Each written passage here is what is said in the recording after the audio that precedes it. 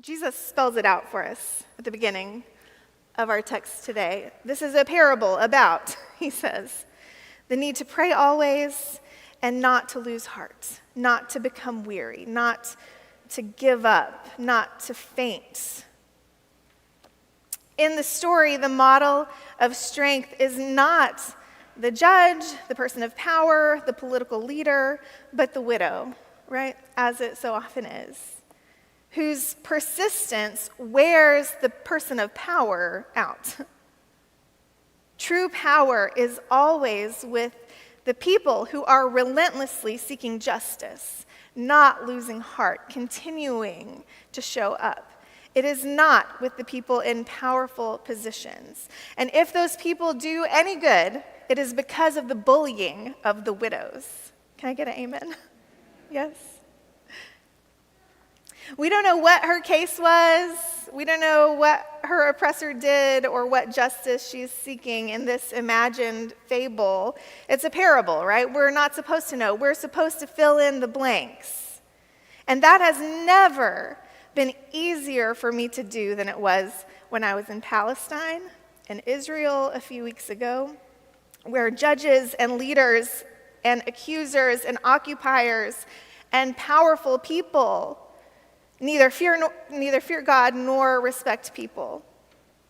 And where those who have had all power systematically stripped away day by day, again and again, all power lost, it seems.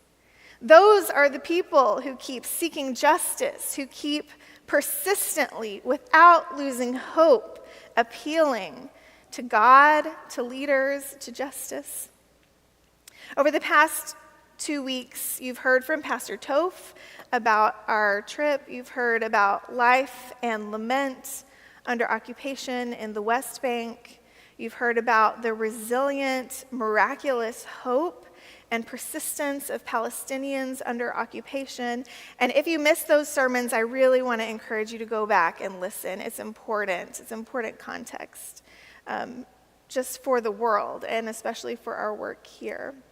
You heard about the Abu Diab family whose home was demolished by the government, whose olive trees were ripped out of the ground. And you've heard about how they planted new ones, how they've got a little temporary shelter set up right next to the rubble where you can still see the kitchen cabinets on their property.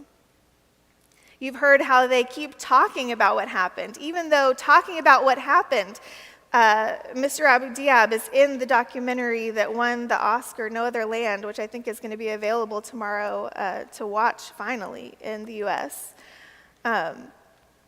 Talking about it, having U.S. dignitaries come and see and go and tell and say that they would protect them, that is what got his house demolished. The government came after a Biden administrative official told them they would protect him. They came the next week and said, "This is why we're here. The Americans said we can't do this. Watch us." And he still is talking. We asked him and his wife, if we tell your story, if we share your pictures, does that put you in any more danger?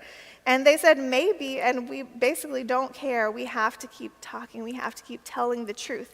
This is the persistence of the widow in her story today.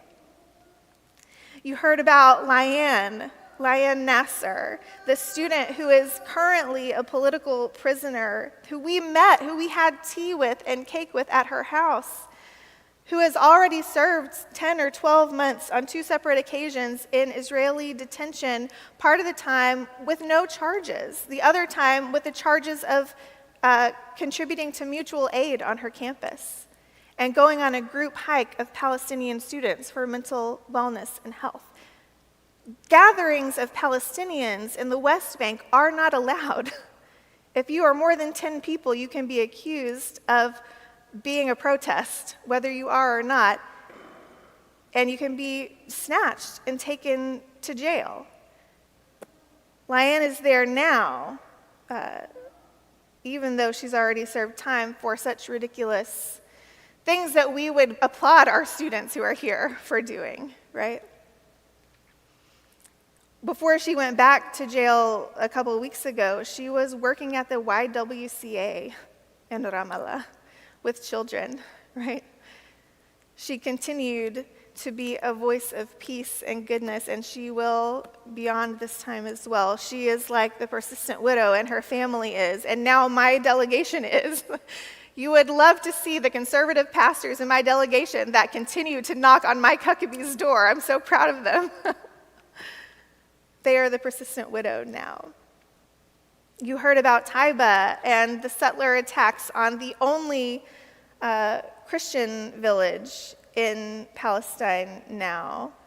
You've heard about the thousands of gates installed across the West Bank, separating West Bank communities from West Bank communities. This is not even separating them from Israel.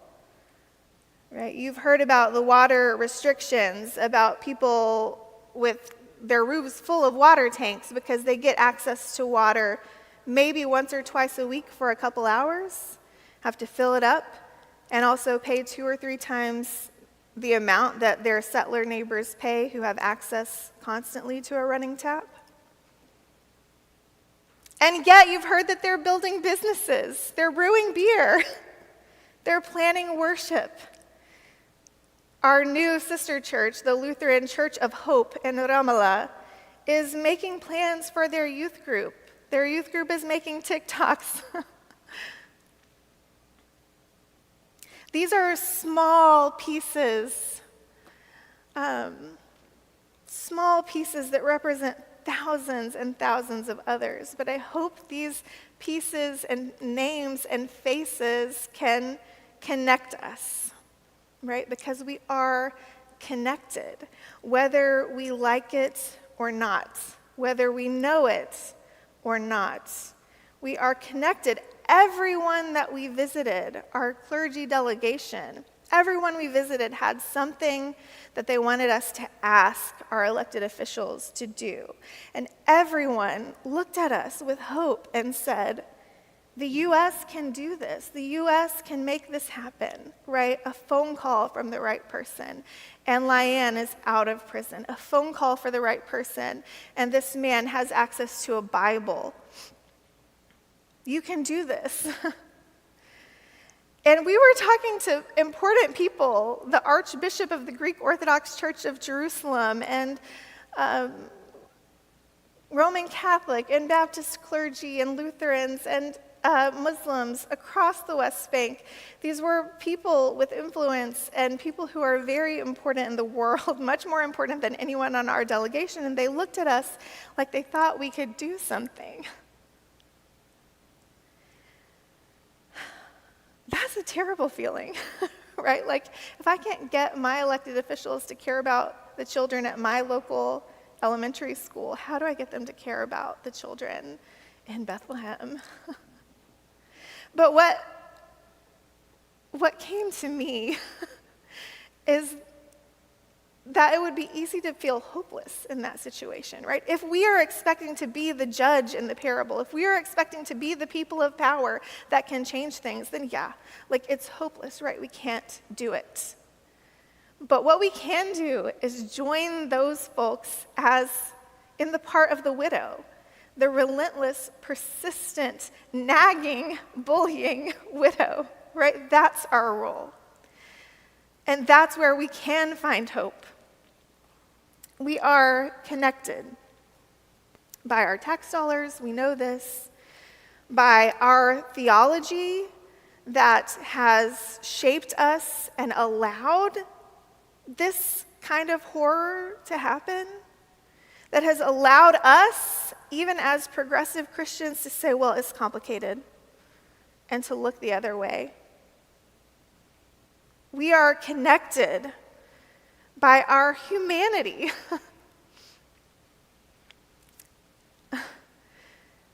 It is inescapably clear, this connection of our humanity, when you are having a medical crisis and are at the mercy of the people that your people oppress, right?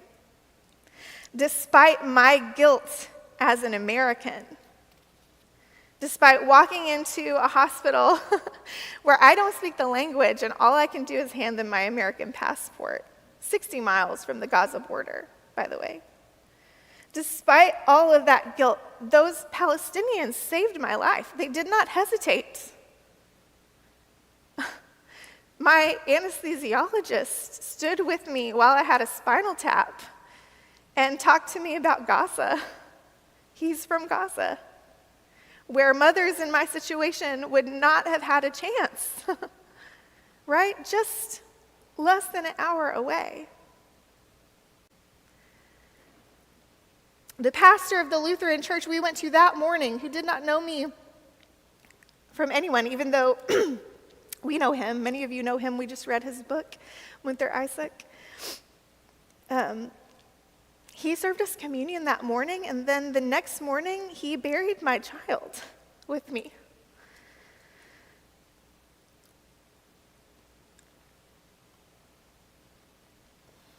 The Muslim mayor of Ramallah, the capital of Palestine, the biggest city there, made sure that there was a spot for us and for my baby at the Christian cemetery in Ramallah. I don't know how to express to you the kind of care I experienced. And I said I wasn't going to talk about it, so I'm going to stop. But we are connected, and please feel that connection through me. Please feel that connection through Lion and through the Abu Diabs and through Taiba and all of the families we met there. We are connected by all these things, most of all our humanity, but we are also connected because what is happening there, what we let happen there, paves the way for what we see happening here, now. It paves the way, and it's also inspired by our own U.S. history of settler colonialism, but that's for another day, right? But our liberation from fascism, from racism, from tyranny, from claimed supremacy, from a distortion of our history, from dehumanization here is bound up with the liberation from fascism and racism and tyranny and claimed supremacy and distortion of history and dehumanization there. They are inseparable. I know that it feels far away, but it isn't. I know that it can feel like Palestine is just another issue, right, in a long list that we have to care about. But it isn't. It is all one issue. It is all inextricably connected. We cannot hope to sew up a wound on one arm of our body and let the other arm bleed out. It doesn't work that way. That doesn't heal us. When we were in Ramallah, Pastor Munther talked about the West Bank and what we saw there, and there's too much to tell you all of it today, but he talked about how what we see in Gaza is happening in slow motion in the West Bank, right? The destruction of education, the destruction of infrastructure, the genocide that is happening there. Those things are happening in the West Bank, but just slowly, right? And I cannot help but think that those things are also happening even slower, even more of a trickle, but those things are happening here too. Right? If you were at the No Kings protest, or if you followed that yesterday, it's the same issues. It's the same issues that you're fighting against here that they're fighting against there. Right? How can we allow for students like Liane to be snatched off the street for her organizing in Palestine, and then be surprised when the students across the street here are snatched as well, right? They're not held for as long. They're allowed to protest, right? It feels different, but it's not. It's the trickle of the same thing, right?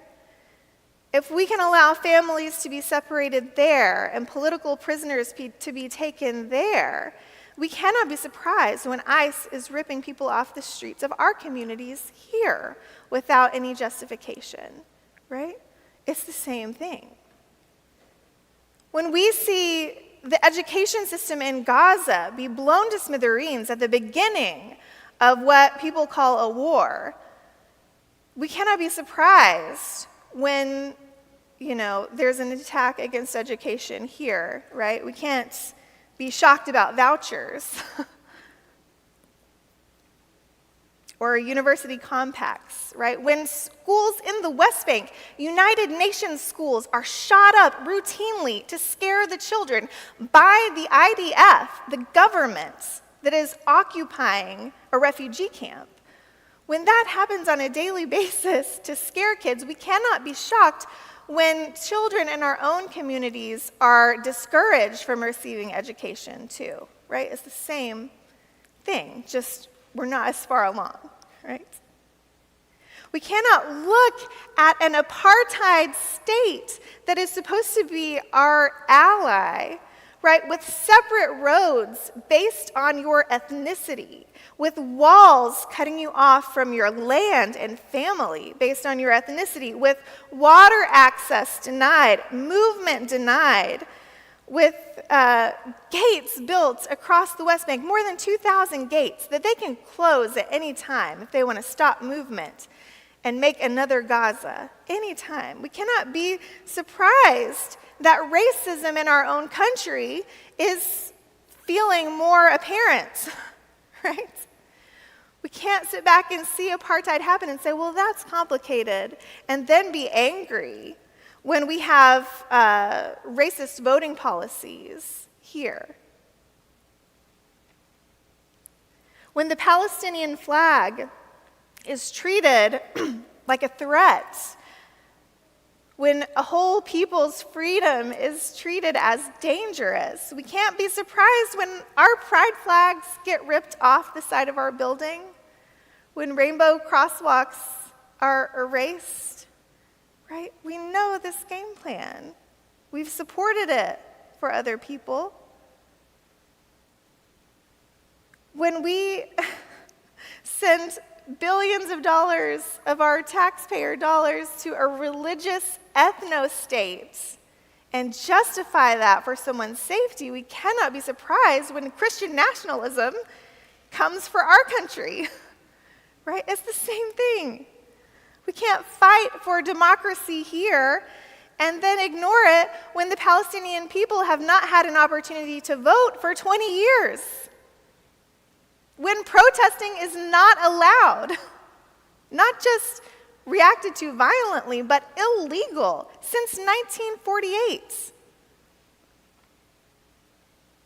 We cannot ignore it there and be appalled by it here. We cannot protest it here and support it there. It is the same playbook.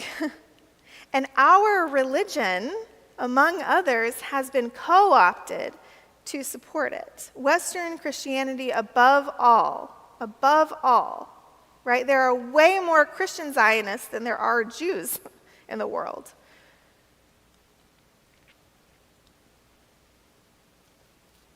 And what we saw and what we bear witness to in Palestine, just in the West Bank, is diametrically opposed to Judaism, to Christianity. It does not make anyone safer. It is in the interest of nation states that are hell-bent on power and domination. And that, my friends, is a way of life that Jesus has called us to abandon. Okay? We are called to abandon that if we want to follow him. Jesus' parable doesn't need to specify the case because all cries for justice are one and the same. We are in a broken system, and too often we are trying to work our way into the position of the judge.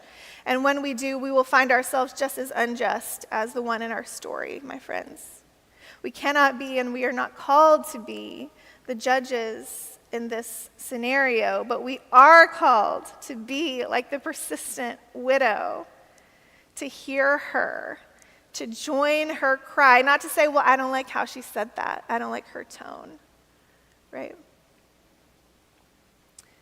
We are called to keep calling out, to keep naming injustice, to keep bullying those in power, to keep getting more voices and more people to be like the widow. And that is how we don't lose heart. That is the only way, friends. That is the way we find hope together. Because whether or not the earthly judges hear us, God hears us. God will save us suddenly, is what Jesus says.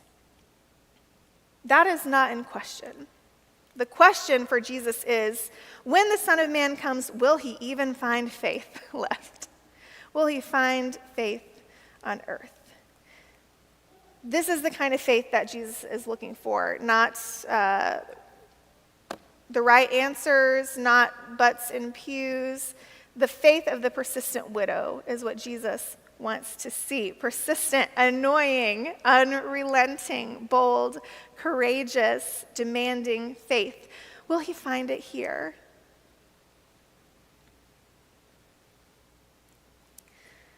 If you're not sure how to participate in that kind of faith, if you've imagined yourself in the role of judge for so long, it's hard to imagine yourself somewhere else, then just look to Palestine, my friends. Look to the courage and the creativity and the resilience of our sisters and brothers and siblings there. That is where the indigenous Christian community is, so we shouldn't be surprised, right? These are our heroes. They are pointing the way, and they are asking us to join them. Our liberation is tied to theirs, so it is in our best interest to do so. Beloveds, may our vision expand, and may our voices unite. Amen.